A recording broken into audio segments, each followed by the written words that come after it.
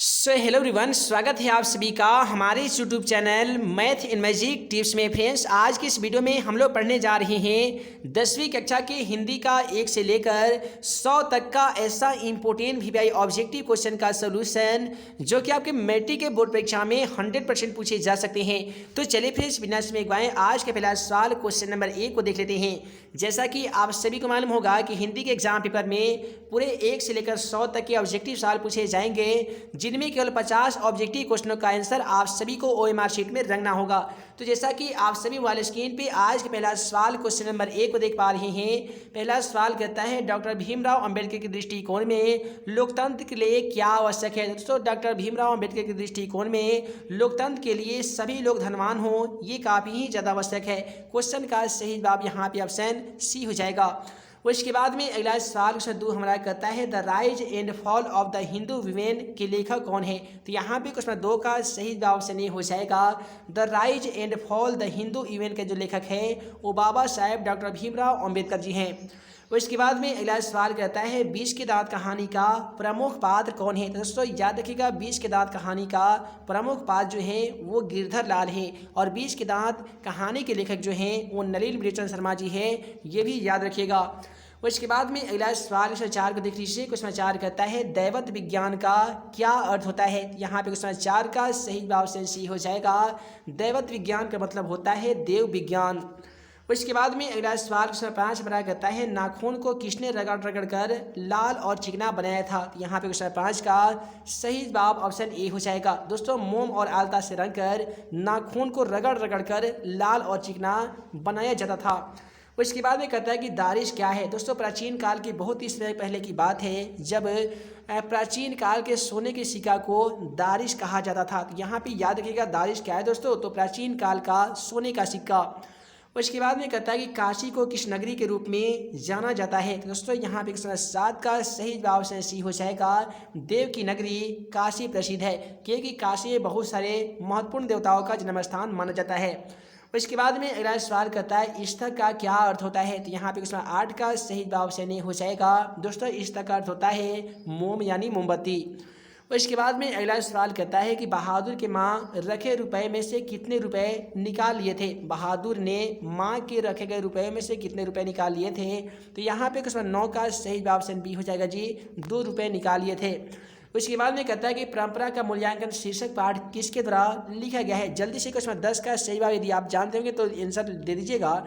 देखिए, रामविलास शर्मा के द्वारा ही परंपरा का मूल्यांकन शीर्षक पाठ को लिखा गया है।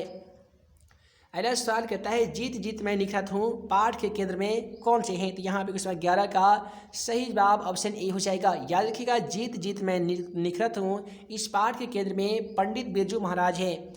उसके बाद में अगला सवाल क्वेश्चन 12 हमारा कहता है, यंग इंडिया के संपादक कौन है। ये क्वेश्चन 100% देखने को मिलेगा। याद रखिएगा, यंग इंडिया के जो संपादक है वो महात्मा गांधी जी हैं। क्वेश्चन का सही जवाब ऑप्शन बी हो जाएगा जी। उसके बाद में कहता है, शेक्सपियर किस भाषा के कवि माने जाते हैं। तो यहाँ पे क्वेश्चन 13 का सही जवाब ऑप्शन सी हो जाएगा। विलियम शेक्सपियर को अंग्रेजी भाषा के कवि माना जाता है। उसके बाद में कहता है कि तीसरा साक्ष्य पुस्तक किसके द्वारा लिखी गई थी। तो यहाँ पे क्वेश्चन 14 का सही जवाब ऑप्शन ए हो जाएगा। अशोक वाजपेयी के द्वारा ही तीसरा साक्ष्य नामक पुस्तक को लिखा गया था। उसके बाद में क्वेश्चन 15 कहता है कि राष्ट्रकूट शासक कहाँ के रहने वाले थे। तो यहाँ पे क्वेश्चन 15 का सही जवाब ऑप्शन बी हो जाएगा, कर्नाटक के रहने वाले थे। जल्दी से उसके बाद में अगला सवाल क्वेश्चन 16 को देखिए। क्वेश्चन 16 व्याकरण खंड से लिया गया है, और क्वेश्चन नंबर 16 में हमसे पूछा जा रहा है कि ट का उच्चारण स्थान क्या होता है। अतः हम कह सकते हैं कि ट का जो उच्चारण स्थान है वो मूर्धा से हो जाएगा। क्वेश्चन का सही जवाब ऑप्शन ए हो जाएगा जी, मूर्धा। उसके बाद चलिए अगला सवाल 17 का आंसर कीजिए कि नायक का सही संधि विच्छेद कीजिए। देखिए, नायक का सही संधि विच्छेद कीजिएगा तो क्या हो जाएगा जी, नए जोड़ अक होता है ना। क्वेश्चन का सही जवाब ऑप्शन बी हो जाएगा, नए जोड़ अक इक्वल टू नायक। उसके बाद में कहता है, निम्नलिखित में से कौन सा शुद्ध शब्द है। तो यहाँ पे आप सभी को 18 के माध्यम से शुद्ध शब्द बताना होगा। आप सभी को मालूम होगा मरण यहाँ पे टटा का ये वाला ना होता है तो यह शुद्ध हो जाएगा। रुग्ण भी गलती लिखा गया है, रसायन भी गलती लिखा गया है। यहाँ पे वनवास क्वेश्चन का सही जवाब ऑप्शन सी हो जाएगा। शुद्ध वर्ड यहाँ पे वनवास देखने को मिल रहा है। उसके बाद में कहता है कि श्याम शब्द है अर्थात श्याम शब्द में कौन सी संज्ञा है। आप सभी को मालूम होगा कि कोई भी व्यक्ति वस्तु स्थान के जानवरों के नामों का बोध हो उसे व्यक्तिवाचक संज्ञा कहा जाता है, इसलिए श्याम एक नाम है। तो यहाँ पे क्वेश्चन का सही जवाब जातिवाचक संज्ञा हो जाएगा।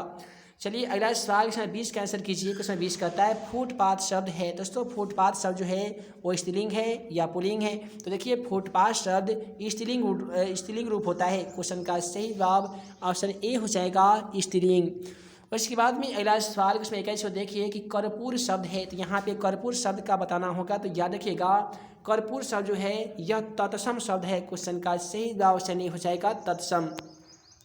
उसके बाद में क्वेश्चन 22 कहता है कि नेता शब्द का स्त्रीलिंग रूप क्या होता है। तो यहाँ भी क्वेश्चन 22 का सही जवाब ऑप्शन सी हो जाएगा। दोस्तों नेता एक पुल्लिंग शब्द है, इसका स्त्रीलिंग रूप की बात करेंगे तो नेत्री हो जाएगा। क्वेश्चन का सही जवाब ऑप्शन सी हो जाएगा। चलिए अगला सवाल कहता है सर्वनाम के कितने भेद होते हैं। दोस्तों याद रखिएगा सर्वनाम के 6 भेद होते हैं। उसके बाद में पूछा जाएगा कि संज्ञा के कितने भेद होते हैं। तो संज्ञा के 5 भेद होते हैं, है जी। उसके बाद में फिर से पूछा जाएगा कि समास के कितने भेद होते हैं। तो 6 होते हैं। संज्ञा के कितने होते हैं। तो 3 भेद होते हैं। उसके बाद में पूछा जाता है कि विशेषण के कितने भेद होते हैं। तो 4 भेद होते हैं। और क्रिया के कितने भेद होते हैं। तो 2 भेद होते हैं। प्रत्यय भी 2 प्रकार के होते हैं। और कारक के कितने भेद होते हैं। तो 8 होते हैं। ये सभी याद रखिएगा, इसमें से 100% पूछा जाएगा। चलिए अगला सवाल कहता है कि यह घर किस विशेषण का उदाहरण है। तो देखिए यहाँ पे क्वेश्चन 24 का राइट आंसर ऑप्शन सी हो जाएगा। ये सर्वनामिक विशेषण का उदाहरण है, क्योंकि यदि गुण बताया जाता तो गुणवाचक हो जाता, संख्या बताया जाता तो संख्यावाचक हो जाता, और परिणाम बताया जाता तो परिमाणवाचक विशेषण हो जाता। तो यहाँ पे ऑप्शन बी ए बी और डी गलती है। क्वेश्चन का सही जवाब ऑप्शन सी हो जाएगा सर्वनामिक विशेषण। अगला सवाल क्वेश्चन 25 का आंसर कीजिए कि जिसका कर्म हो या किसके साथ कर्म की संभावना हो उसे क्या कहते हैं जी। तो यहाँ पे क्वेश्चन 25 का सही जवाब ऑप्शन सी हो जाएगा। उसे हम लोग सकर्मक क्रिया कहते हैं। अगला सवाल फिर से बुक से आ गया है कि रसखान किस राजवंश में उत्पन्न हुए थे। तो यहाँ पे याद रखिएगा क्वेश्चन 26 का सही जवाब ऑप्शन ए हो जाएगा। कभी रसखान जो है वो पठान राजवंश में उत्पन्न हुए थे, इसलिए क्वेश्चन 26 का सही जवाब ऑप्शन ए हो जाएगा जी पठान राजवंश में। और इसके बाद में कहता है कि मोह मन मानिक लई गयो चित चोर नंद नंद, ये किस कविता की पंक्ति है। तो यहाँ पे क्वेश्चन नंबर 27 का जो बिल्कुल सही जवाब हो जाएगा ऑप्शन सी हो जाएगा। प्रेम ऐनी श्री राधिका नामक चैप्टर से पंक्ति ली गई है। उसके बाद में अगला सवाल क्वेश्चन 28 का आंसर कीजिए कि कुंवर रैन की कविता क्या है। दोस्तों यहाँ पे क्वेश्चन 28 का सही जवाब ऑप्शन बी हो जाएगा। एक वृक्ष की हत्या नामक कविता के लेखक कुंवर रैन जी हैं। उसके बाद में कहता है कि प्रेमघन अपना आदर्श किसे मानते थे। तो यहाँ पे 29 का सही जवाब से नहीं हो जाएगा। कवि भारतेंदु हरिचंद को ही प्रेमधन अपना आदर्श मानते थे, अपना आइडियल मानते थे। अगला सवाल कहता है कि लौटकर आऊँगा फिर कविता किस कवि के द्वारा अनुवादित है। तो यहाँ पे क्वेश्चन नंबर 30 का बिल्कुल सही जवाब ऑप्शन बी हो जाएगा। प्रयाग शुक्ल के द्वारा अनुवादित है। अगला सवाल क्वेश्चन 31 को देख लीजिए। जीवनानंद दास किस भाषा के प्रसिद्ध कवि माने जाते हैं। तो दोस्तों क्वेश्चन 31 का सही जवाब ऑप्शन बी हो जाएगा। जीवनानंद दास जो हैं वो बांग्ला भाषा के प्रसिद्ध कवि माने जाते हैं। उसके बाद में अगला सवाल क्वेश्चन 32 हमारा यहाँ पे, हालांकि क्वेश्चन 32 तो नहीं दिख रहा। चलिए क्वेश्चन 33 को देख लेते हैं कि मानव का रचा सूरज मानव को भाव बनाकर खो गया, यह पंक्ति किस कविता से लिया गया है। तो ये जो पंक्ति है ये हिरोशिमा नामक कविता से लिया गया है। अगला सवाल 34 नंबर सवाल कहता है जनतंत्र का जन्म कविता के रचनाकार कौन है जी। चलिए क्वेश्चन 34 का सही आंसर कीजिए। क्वेश्चन 34 का सही जवाब यहाँ पे ऑप्शन सी हो जाएगा। रामधारी सिद्धिनकर के द्वारा ही जनतंत्र का जन्म कविता की रचना की गई है। आइए अगला सवाल से 35 का कहता है कि कवि रसखान के द्वारा कृष्ण भक्ति संबंधी रचनाएं प्राप्त होती है। तो यहाँ पे क्वेश्चन नंबर 35 का बिल्कुल सही जवाब ऑप्शन सी हो जाएगा जी सुजान रसखान में। इसके बाद में अगला सवाल क्वेश्चन 36 का कहता है कि चितंबरा किसके द्वारा लिखी गई है। तो यहाँ पे क्वेश्चन नंबर 36 का बिल्कुल सही जवाब ऑप्शन नहीं हो जाएगा। सुमित्रा नंदन पंत के द्वारा लिखी गई है। उसके बाद में 37वां सवाल कहता है गुणाकर मूल्य का जन्म कब हुआ था। तो दोस्तों याद रखिएगा क्वेश्चन 37 का सही जवाब ऑप्शन सी हो जाएगा। सन 1935 ईस्वी की बात है जब गुणाकर मूल्य की जन्म हुई थी।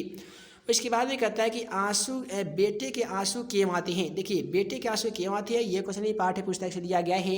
तो विफलता के कारण ही बेटे की आंखों में आंसू आ जाता है, पाठ्य पुस्तक में बताया गया है। क्वेश्चन का सही जवाब ऑप्शन ए हो जाएगा जी विफलता के कारण। उसके बाद में कहता है कवि धर्मवीर भारती द्वारा भाषांतरित कविता है। तो यहाँ पे क्वेश्चन 39 का सही जवाब ऑप्शन डी हो जाएगा। मेरे बिना तुम प्रभु, यह एक कविता है जो धर्मवीर भारती के द्वारा भाषांतरित कविता है। उसके बाद में अगला सवाल कहता है कि दूसरों के इशारे पर भटकने वाला लोगों के लिए एक शब्द क्या होता है। ये क्वेश्चन मोस्ट इंपोर्टेंट है और ये व्याकरण खंड से लिया गया है। तो याद रखिएगा, दूसरे के धार इशारे पर भटकने वाले लोगों को मूढ़ कहा गया है, मूर्ख कहा गया है, नीच कहा गया है। क्वेश्चन का सही जवाब ऑप्शन डी हो जाएगा। अगला सवाल कहता है प्रलय शब्द में कौन सा उपसर्ग है। कितना सिंपल सवाल है ना जी। देखिए, प्रलय में उपसर्ग उस शब्दांश को कहते हैं जो किसी शब्द के पहले जुड़कर उसका अर्थ बदल देता है। तो प्रलय में यहाँ पे प्र उपसर्ग नामक उपसर्ग लगा हुआ है। क्वेश्चन का सही जवाब ऑप्शन ए हो जाएगा। अगला सवाल कहता है कि पहाड़ शब्द का विशेषण क्या हो जाएगा। जल्दी जल्दी क्वेश्चन 42 का आंसर कीजिए। क्वेश्चन 42 का यहाँ पे सही जवाब ऑप्शन बी होगा जी, पहाड़ी। पहाड़ का विशेषण हो जाएगा पहाड़ी। उसके बाद में कहता है निर्भय शब्द कौन सा समास है। देखिए, यहाँ पे निर्भय शब्द में आप सभी को समास बताना होगा। तो जिस समासिक शब्द का पहला पद अव्यय होता है उसे अव्ययी भाव समास कहते हैं, है ना जी। तो इसलिए क्वेश्चन 43 का सही जवाब यहाँ पे ऑप्शन बी हो जाएगा, अव्ययी भाव समास। सो है दोस्तों, वीडियो लंबी ना हो जिस कारण मैं इस वीडियो को यहीं पे एंड करता हूँ। आशा करते हैं इस वीडियो में जितने भी क्वेश्चनों का सलूशन हम आप सभी को बताए हैं वो सभी के सभी क्वेश्चन आप सभी को समझ में आ गया होगा। दोस्तों, वीडियो पसंद आया हो तो वीडियो को लाइक कीजिए, अपने दोस्तों में शेयर कीजिए। ऐसे ही 10वीं कक्षा का तमाम सब्जेक्ट का इंपोर्टेंट वीवीआई ऑब्जेक्टिव तथा सब्जेक्टिव क्वेश्चन का वीडियो लेक्चर देखने के लिए आप हमारे YouTube channel math in magic tips को सब्सक्राइब करना बिल्कुल ना भूलिएगा। तो हे दोस्तों, हम जल्द मिलेंगे अगले वीडियो में नए वीवीआई क्वेश्चन के साथ। तब तक के लिए आप सभी को वीडियो देखने के लिए बहुत बहुत धन्यवाद।